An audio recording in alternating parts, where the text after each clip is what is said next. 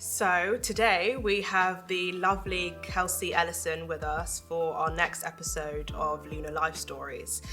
Just before we get into it, I'd like to give a big shout out to Ellen, our producer and accessibility and inclusivity officer, who was supposed to be here today, but she couldn't make it. She's done all of the prep, so big shout out to her. Okay, Kelsey, thank you so much for joining us. No, thank you for asking me. This is great. We're really excited about today's interview. Could we just start by you telling us who you are and what you do? Yeah, so I'm Kelsey. I guess I would say I make a living by creating things online. That's kind of like the easy version of it. Very modern. But yeah, I also do acting and dancing as well sometimes, offline things. But yeah, I guess like a content creator is the best way to say it. Yeah. So multi-talented, basically, multi-gifted. Love that. No, it's like typical millennial where you have to do loads of things to have money. I know, yeah. Can be a struggle sometimes, but in terms of acting, I'd love to find out like if you took maybe a more traditional path, you know, going to drama school, that kind of thing, or if you took a less traveled path. So when I left school, I actually was in two minds whether I wanted to do music college because I really love music, or musical theatre because musical theatre has all the stuff I love in, like dancing, singing and acting. And so the first audition I ever did was for musical theatre college and I got a scholarship for it. Wow. And I was like, okay, well, I guess I'll do this. Because I wanted to explore like what was my area of what I wanted to do. So I went to musical theatre college, it's SLP college in Leeds. I went there when I was 16, I finished when I was 19. So I had I basically did like a uni course and then was done when I was 19, and then I was just like let out into the world, still a teenager, like what am I doing with my life? But it was good. It was good to do musical theatre because I really got to like experiment and find out what I really like in entertainment world, and I actually found that I really enjoyed acting. I also loved singing and dancing, but I also really liked, there was one project at the end where I had to kind of lead the whole project, and I really liked creating things from scratch and doing my own original stuff that's not just like me performing somebody else's written things, but actually writing and creating stuff myself as well. So I kind of left college a little bit confused on where I wanted to go, but I've just let life lead the way. Yeah, and that happens to so many of us, you know, we dabble in things and then we just, kind of happen upon something. That kind of is what happened with Lunar as well. It's an exciting journey I'm sure that you're on, and you've done so many things, clearly. On the topic of your YouTube channel, so we've seen lots of content there, which is amazing. We've also saw your audition tape for Lilly Bard, A Darker Shade of Magic. It's Lilly Bard. Oh, sorry, Lilly Bard. Okay, noted, Lilly Bard. Tell me a bit about that. Like, what about the character spoke to you? So Lilly Bard, so I have, my right eye is a glass eye. And I got that when I was 3 years old. I've lived with it my whole life. And I kept getting comments from people online saying, oh, you remind me of this character, Lilly Bard. She has a glass eye, blah, blah. And at that point in my life, I was like, no, I don't have a glass eye. What are you talking about? You clocked me? No. And then I actually was like, one day I saw it in a bookshop, the book. I picked it up and I read it and I was like, wow, there's a character like me. Yeah. And that was just like a game changer for me. Like I didn't think, because I've been in the acting world, the entertainment world, and also in writing as well, and I've never really seen anyone with the similar disability as me being represented at all. And to have a character like Lilly, who's not only has this disability, but is actually an incredible character. She's very inspiring. She inspires me to be confident and just like go out there and do it. You don't even like, it's just, so many people look up to this character. She's one of the favourite characters, and to have her be the favourite character and have her to have the same thing as me was just, it like flipped something in my mind. Like after I read that character, I became way more confident in who I was. I even started expressing online about my eye and telling people about it and educating people about it, because she wasn't ashamed of it. She just kind of, so it kind of inspired me a lot to do that too. Oh, I love that so much. So that representation for you is obviously so important. Yeah. So we've seen a couple like previews. Is it still in production currently? So what it actually is we made a mock trailer. Right. So the trailer is the project. Okay. It came about because I read this book and then I found out that it was going to be made into a film. Yeah. And obviously because I'm an actor myself, I was like, is there any way I can get an audition for this when this is in production? I was like, I don't know how long away production is, all of that stuff, because I know it's complicated, but I have a small acting agency, but I am also just always worried that when there's characters like this, they don't usually consider actually casting disabled people in those roles. And I think a lot of people don't think that what I have is technically a disability. So they're like, oh, but we've done makeup like that before on like Pirates of the Caribbean, so anyone can play that role. Right. So I was like, I don't know if I'm even gonna have a chance or an opportunity to be considered for this role. I was like, I just want an audition for it because this is so cool. Yeah. And I was just like, maybe I should just do some like silly TikToks and stuff like that in costume. And my partner Ray was like, no, you need to go bigger than that. You need to step it up. And I was like, how can we do this? And we got inspired by. This person did a Mulan trailer. Nice. They did a similar thing when Mulan was announced, and they were like, I want to have an audition for Mulan. Yeah. So they made this fake trailer that fooled so many people thinking it was the real trailer, that so many people saw that person in that role. Yeah. So Rain was like, we should do something similar.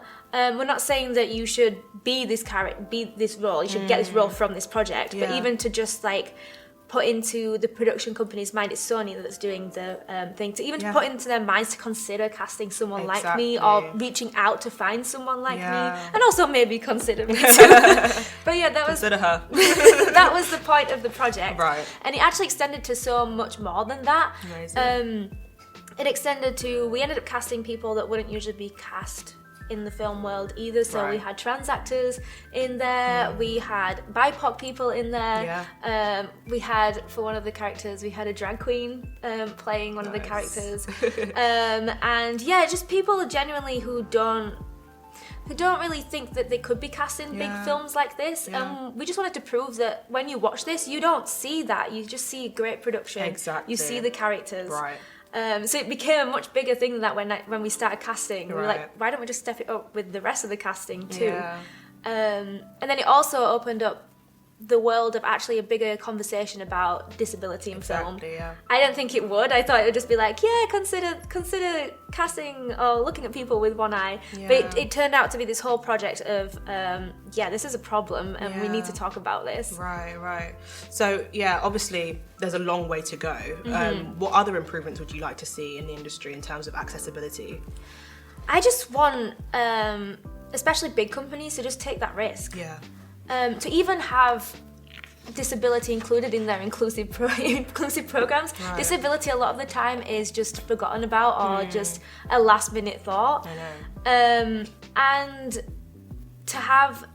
to change that is going to be a slow progress, but I think what I would like big companies to do is just be more open-minded, to actually talk to disabled people, because a lot of the times accessibility is a lot easier than you think. Exactly. I feel like sometimes production companies and productions can be very stuck in their ways in how things are set out and how things are done. Yeah. But actually, it's easier than you think. If you talk to people with that lived experience. Yeah, exactly. And that's including behind the camera as well as in front of the camera. Right. Just be open-minded and take risks. I feel like a lot, especially Hollywood, does not take risks. Which is a shame because I actually genuinely believe, especially with Gen Z, they're very much big advocates for inclusion, and if they don't open up to this, not just with disability, with everything, these companies are gonna get left behind. Very true. And it's a really good point that you touched on in terms of like ableism and how so many people are living with visible and invisible disabilities.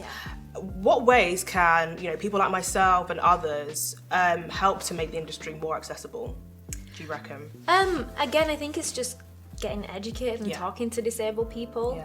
And also I'd like to see more stories being written by disabled people and written for disabled people.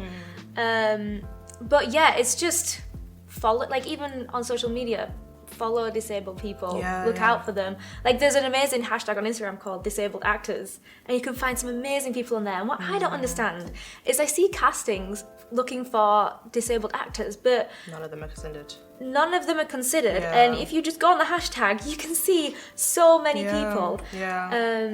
So it's just doing that little bit more effort to just reach out and look out for these kind of people. Yeah, definitely. Great points there.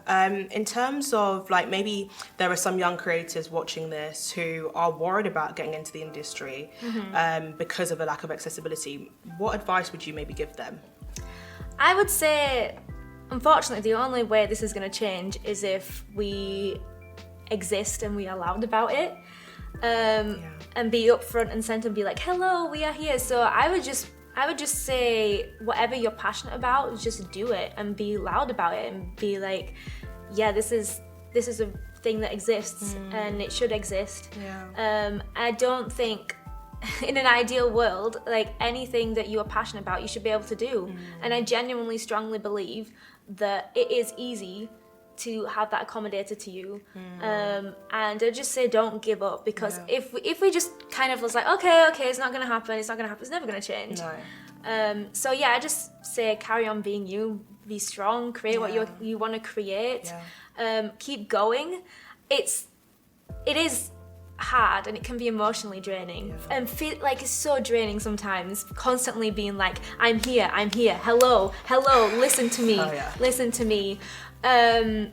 But so I would say in that sense, take care of yourself, but also know truly deep down who you are and what you want, and stick to that, because I think it will pay off. It's paid off for me in some areas of my life, and I think if I keep going, it will pay off even more. Yeah, I love that, because in but some ways, both of us, with Lunar Entertainment and then what you've done with the, Darker Shade of Magic, and then your own projects on the side, we've forced ourselves like into the rooms, we've created our own tables if other people don't want to give a seat at that table. So that's great advice for people to just go out there, be go-getters, shout about who you are. And the great thing is, thing is we have social media now. Exactly. I actually don't know what I would be doing if we didn't have YouTube and social media, how I would do this. It's so much easier to do it.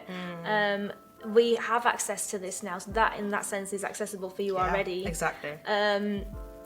In some ways, there's some disabilities where it's not completely accessible, which is a completely different story. Some social media sites need to up their game.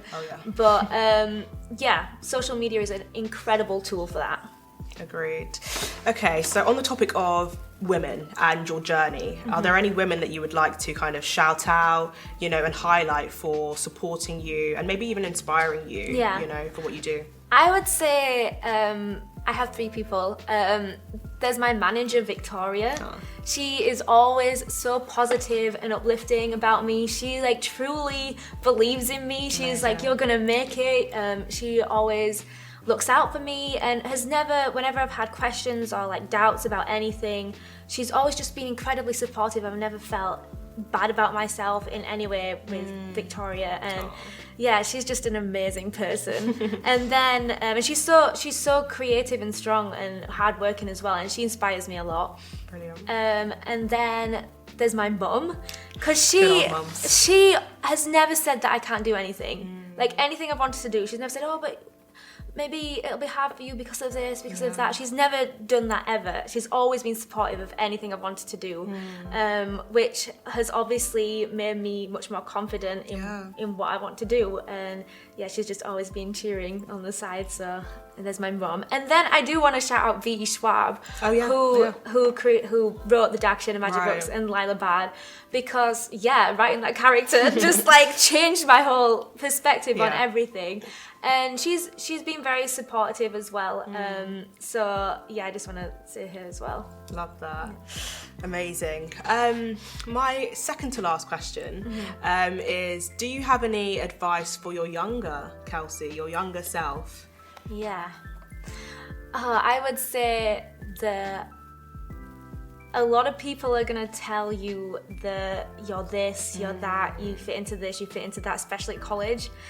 Do not listen to it. It's just all different people's opinions, and like different people's voices. Nobody's opinion is ever going to be the same. No. So just stick to what you want and what you know. Yeah. And yeah, it's just like you're going to do so many things that you won't even expect that you're going to do, and you're so much stronger than you think as well. So much stronger. Yeah, and I would also say it gets better. Like, it gets better, and also don't worry about everybody being ahead of you in things. Don't worry, because first of all, everyone's on their own timeline. It is going to take you a little bit longer than everybody else, but that's okay, because what you get and what's going to happen is going to be so cool and amazing. And it's okay. You come from a working class family. You have a disability. You're queer. You had to figure out all of those things in your life when everybody else was just getting on with it, and you had to get past all of those things. And you did, and you're still going. So yeah, don't worry. Just breathe. Oh, that's so touching, and I love asking that question because it's quite healing for ourselves. You know, we still have that child within us. We still have that younger self within us, and then it's also stuff that other people can relate to. Like all of that, I can completely relate to. You know, in part. So yeah, amazing. Yeah. Thank you. Lastly, is there anything that you would like to shout out about anything that you're doing on the side that we don't already know about? And then also, where can we find you? How can we connect with you? So right now, I'm in like kind of a weird like void moment, because there's a lot of like things happening behind the scenes that I can't talk about, and may happen, may not happen, but look out for exciting things, maybe. Nice. And then you can find me on Instagram, which is Kelsey_Ellison. I'm also Kelsey Ellison on YouTube as well, and TikTok and Twitter. Yeah. Amazing. Thank you so much, Kelsey. Thank you. Thank you so good much. speaking to you. Thank you.